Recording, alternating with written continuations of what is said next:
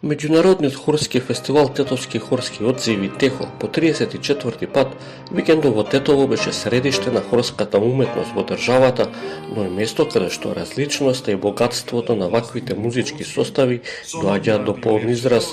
Фестивалот годинава имаше хармонија на разновидноста од гласови и стилови со 16 хорови кои во трите вечери понудија на посетителите богата и динамична програма со изведба на 80 на композиции. Наши традиционални гости повторно се појавија, беа изведени композиции различни по карактер, но сепак тоа задоволството што имаме состав на луѓе од најмала возраст до највозрастни луѓе кои што пеат, така да луѓето нели она максима кој пее зло не меси, се повторува во Тетово. Тетово точно затоа постои и еден од брендовите на Тетово град под шара кој што е многу мощно распеан. Оваа година ТЕХО е посветен на одбележувањето на значајни настани личности кои оставиле неизбришлив траг во културата, историјата и особено музиката.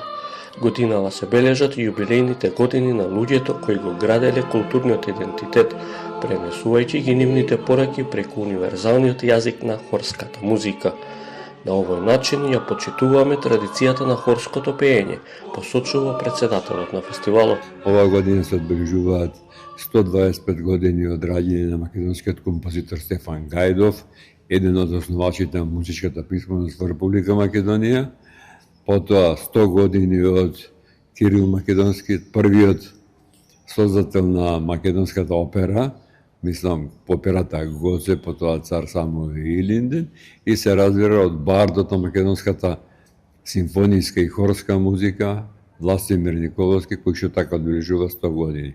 Значи, ние мора да ги почитуваме традициите, да го следиме тој пат. Наредната година, според установената практика, ќе се одржи ТЕХО фестивал, посветен само на православната духовна музика.